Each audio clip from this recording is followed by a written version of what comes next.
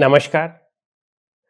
अनेक लोगों का यह प्रश्न होता है कि कौन-कौन से ग्रंथ पढ़ने चाहिए? किन-किन ग्रंथों को पढ़ने से लाभ होगा? वास्तव में ग्रंथ का पढ़ना आवश्यक है, क्योंकि जो कुछ भी हम पढ़ते हैं, उसी अनुसार हमारा मन बनता है। लेकिन ये ध्यान रखें कि ग्रंथों के पढ़ने से अधिक उनका आचरण करना आवश्यक है। कोई भी ग्रंथ पढ़ें, उसमें विवेक करें, सार और असार का निर्णय करें और महत्वपूर्ण है उनका आचरण करें। तो इसलिए थोड़े ही ग्रंथों को पढ़ लें लेकिन आचरण कर लें, तो हमारा जीवन जो है वह सफल हो जाएगा, सुख और शांति मिलेगी, मन ठीक रहेगा, संबंध ठीक रहेंगे, धन-धान्य से हम संपूर्ण रहेंगे। लेकिन हम बहुत पढ़ लें और उनका आचरण न करें, तो कुछ भी कर लें, मन हमारा शांत नहीं रह सकता है। आप देखते होंगे अनेक कथावाचकों को, बहुत ऊँची-ऊँची, बढ़िया-बढ़िया कथाएँ कहते हैं, संगीत के साथ कथाएँ कहते हैं। लेकिन ये ऐसे लोग हैं जो दूसरों की गाय गिनने वाले हैं। दूसरों की गाय गिनने वाला कभी गाय का स्वामी नहीं होता है। या जैसे सब्जी में कलछुल रहती है, तो कलछुल को सब्जी का स्वाद नहीं मिलता है। ठीक उसी तरह से ऐसे लोग जो केवल बोलते रहते हैं, कथा कहते रहते हैं, उनका आचरण नहीं करते हैं, उनसे कुछ न तो स्वयं को लाभ मिल सकता है, न उन्हें उनका लाभ मिल सकता है। समाज में हम लोग देखते हैं कि बहुत से ऐसे लोग हैं जो बहुत अच्छी-अच्छी कथाएँ कहते हैं और उनमें लाखों-लाखों की भीड़ होती है। लेकिन यदि उन लोगों के व्यक्तिगत जीवन को देखें जो बहुत कथा कहते हैं, अच्छी-अच्छी कथा कहते हैं, तो व्यक्तिगत जीवन में वे लोग पूर्ण पाखंडी होते हैं।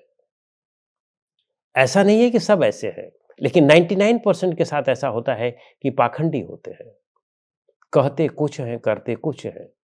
आपको तो बहुत अच्छी-अच्छी चीज़ें बताएँगे, लेकिन स्वयं जो है वह मैले में डूबे हुए होते हैं। तो अब ग्रंथों का बहुत अध्ययन किए हैं, बहुत अच्छे-अच्छे विद्वान हैं, इसका कोई फ़ायदा नहीं है। फ़ायदा ये है कि आप उनका कितना आचरण कर रहे हैं। हमारे यहाँ योग में कहा गया है कि क्रियैव युक्तस्य सिद्धि स्यात् क्रियस्य कथम भवेत्, न शास्त्र पाठ मात्रेण योग सिद्धि प्रजायते। यानी अभ्यास से, आचरण से सिद्धि मिलती है, आचरण से ज्ञान मिलता है। कथा को कहने से, शास्त्र पाठ करने से, इससे ज्ञान नहीं मिलता है। हाँ, ये आवश्यक है, ये आवश्यक बिल्कुल है, क्योंकि कभी-कभी क्या है कि जब आप पढ़ते हैं, तो उसका आचरण भी करना शुरू करते हैं। पढ़ते नहीं हैं, तो जानते भी नहीं हैं। यद्यपि सारे ज्ञान हमारे अंदर ही होते हैं। जिसने सबसे पहले लिखा था, तो वह कहीं पढ़ा तो नहीं था, तो उसके ही अंदर से आया। तो जो महत्वपूर्ण ज्ञान है, आत्मज्ञान है, वह तो आता अंदर से ही है। लेकिन सभी लोग तो उस अंदर के ज्ञान के लिए तैयार नहीं होते हैं। तो वे किताब में पढ़ लेते हैं या महापुरुषों के वचन सुन लेते हैं, तब उन वचनों को सुन कर के उनका आचरण करना शुरू कर देते हैं। तो पढ़ना भी आवश्यक है, महापुरुषों के साथ भी रहना आवश्यक है, उनके वाणियों को सुनना भी आवश्यक है। लेकिन आचरण करना उससे भी ज़्यादा आवश्यक है। अन्यथा केवल ग्वाले की तरह लोगों की गाय तो आप जो है गिन लेंगे, लेकिन उस गाय के स्वामी नहीं होंगे। तो इसलिए आचरण करें, उस तरह ना बने जैसे लोग शास्त्रों का पाठ करते हैं, कथाओं को करते हैं और ऐसी-ऐसी कथाएँ कहते हैं कि लोग भावुक हो जाते हैं सामने के लोग। ऐसे-ऐसे जैसे राम की कथा कर रहे हैं, तो राम के विषय में बता रहे हैं, तो ऐसी-ऐसी बातें बता रहे हैं कि लोग भावुक हो जाते हैं और रोना शुरू कर देते हैं। लेकिन वही व्यक्ति अगर उसके व्यक्तिगत जीवन को देखें जो कथा कह रहा है, राम किस लिए पूज्य हुए? राम त्याग के कारण पूज्य हुए। जिस दिन उनको राजा बनाया जाना था, उनका राज्याभिषेक होना था, सेम उसी दिन जब उनको ये पता चला कि जंगल में जाना है, वनवास में जाना है, तो वैसे ही थे जैसे राज्याभिषेक के समय प्रसन्न थे, आनंदित थे, वैसे ही उस समय भी प्रसन्न और आनंदित थे। भाइयों के लिए सब कुछ त्याग दिया। भरत को राजा बनना है, ठीक है, भरत मेरा भाई है, वह राजा बनना है तो बुराई क्या है? तो इस तरह के भाव रखने वाला व्यक्ति जब आचरण नहीं करेंगे, केवल उनकी कहानियाँ सुनते रहेंगे, तो फिर कहाँ जो है उसका क्या फ़ायदा है? आप ऐसे लोगों को देखें कि वे अपने भाइयों की संपत्ति हड़प लेते हैं और रामकथा भी कहते हैं। ढेर सारे लोगों की अगल-बगल वालों की संपत्ति हड़प लिए हैं, उनका घर, उनकी जायदादें सब हड़प लिए हैं, व्यभिचार करते हैं, लेकिन कथा अच्छी कह लेते हैं, लोग उसी में मग्न रहते हैं और उसी में ही न्यौछावर करते रहते हैं अपने आप को।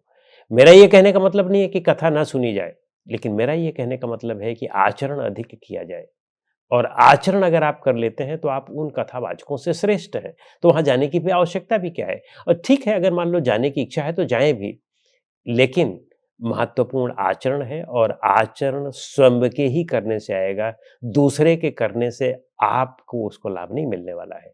तो इसलिए उनका आचरण करें, उनका अभ्यास करें, अपने जीवन में उनको उतारें, तभी वास्तविक सुख और शांति मिलेगी, तभी हृदय निर्मल होगा, तभी मन निर्मल होगा, मन सुखी होगा, मन शीतल होगा, मन शांत होगा और शीतल, शांत और सुखी मन से जो कुछ भी आप करते हैं, जहाँ भी हाथ लगाते हैं, वहीं आपको सफलता मिलती है, वहीं आपको अच्छा होता है और आपका घर भी अच्छा रहता है, आपके संबंध भी अच्छे रहते हैं।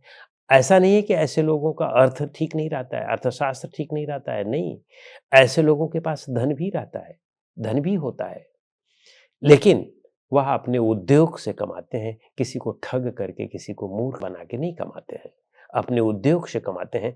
तो हम में इतनी शक्ति है कि हम धन भी खूब कमा सकते हैं, बस अपने ऊपर विश्वास करके करें, अपने ईमानदारी पर उसको करें, अपने ऊपर विश्वास करके करें, तो देखें कि आपको लाभ होगा और सुख शांति भी मिलेगी।